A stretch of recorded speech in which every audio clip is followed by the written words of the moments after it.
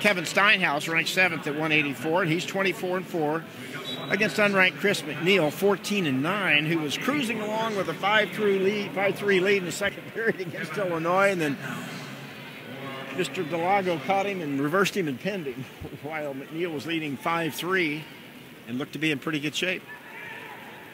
So you never know. It can turn in a heartbeat. I'd be kind of curious to see who Oklahoma State puts out at 197.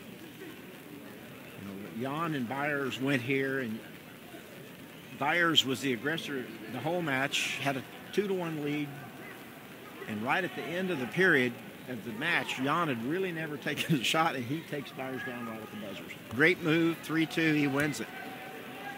Rochal still not fully recovered from his knee injury. Neal tried to go in tight, but Steinhaus said, nope, not today. And if I'm Minnesota coach Jay Robbins, look at the matchups here. This is a potential situation where they're looking going, you know, we can get some bonus points. Yes, absolutely. Again, no disrespect to Chris McNeil, who's been you know, a real role player here, a guy that's been sticking it out in the room at Oklahoma State. Obviously, goes where he can. He was at 74 and got bumped up to 84. Takes one for the team. He's done that a couple years.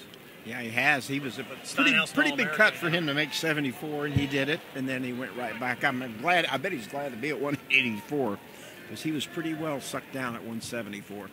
Good, solid wrestler, just not outstanding or anything. Steinhaus gets on top, he would have a chance to turn him too, I believe. No score. 122 left in the first. You just joined us here on FCS. This is the finals of the NWCA, the 2012 NWCA Cliff Keen Division I National Duels. And there's McNeil in on a shot, but can't quite get the fingers hooked behind the knees. Thanks for joining us on FCS. I'm Jay Carl Guyman along with Jason Bryant. We're having a great time seeing some good matches. There's a nice shot by Steinhaus. Picks that leg up, a good position to score here. A lot of people were surprised by Steinhaus being an All-American last year as a freshman, despite not really being on the national radar. Those in the state of Minnesota knew that this kid was extremely talented, despite the size of his school. Came out and really, he didn't surprise the Minnesota people, that's for sure. He surprised everybody else. Sure. Nice kick out by McNeil. Steinhaus picks the leg up again. Looked like Steinhaus was going to get both legs collected and get to 2, but not yet.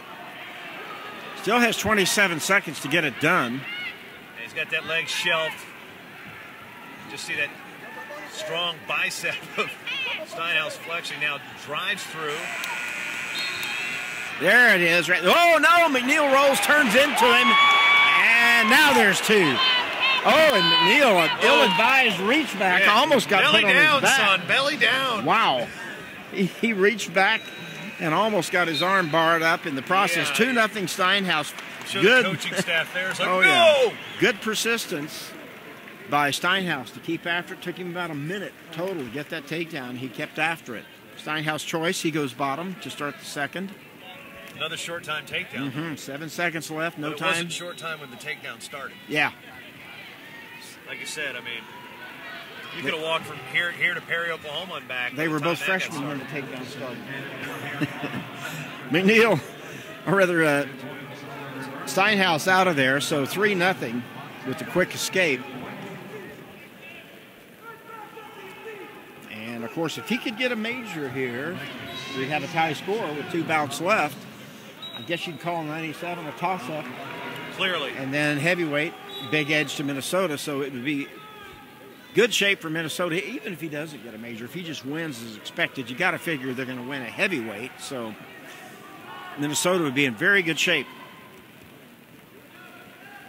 Jay Robinson's team looking for their 6th national duels titles. And that's one thing Coach Jay Robinson's always done. He's always put a good dual meet team on the mat. He doesn't like to forfeit weights. He's got bodies in the room. He's not afraid to use them like we've seen with Zilverberg. You know, yeah, granted that kid's taking a red shirt, but Jay, he's got a roster full of kids. He's going to use them.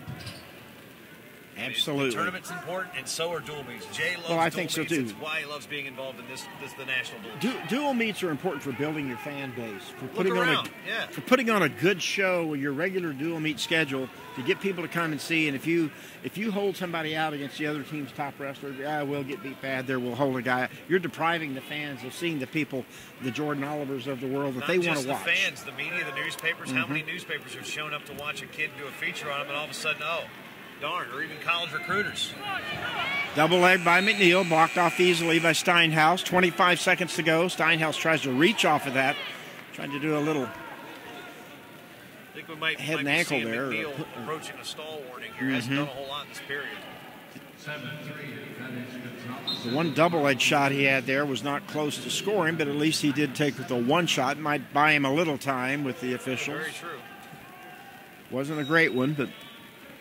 And 1 second left, they'll restart, so nothing was going to happen there. So 3-0. Steinhaus going to the third, McNeil's choice. And let's see, does he go underneath? He takes bottom. This is a chance for Steinhaus to see if he can put the hammer down. What's our dual score over here on Iowa, Illinois? Not sure. I know they're up at 197. Mario Gonzalez and Benny Wagner out there. Wagner, of course, has been at 184 most of the year, while Grant Gambrell was up at 197. Gonzalez had the win over, bumped up to heavyweight to beat Cornell. 1:39 to go in the match. Good, solid ride so far by Steinhaus, and McNeil not able to go anywhere at all right now. Gets to his base to all fours, but McNeil keeping the pressure on. Question is, could he get him on his back for a pin?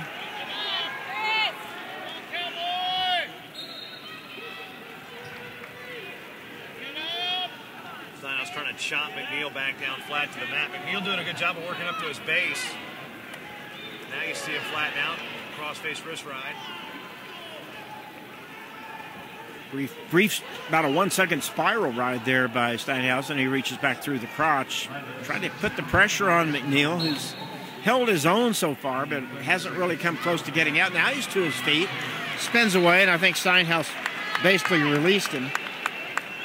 Riding time over a minute. So 3-1 with a riding time advantage. Watch out. Steinhaus tried to come off the head, go right in for the shrug move, but that didn't work. McNeil a shot, not there.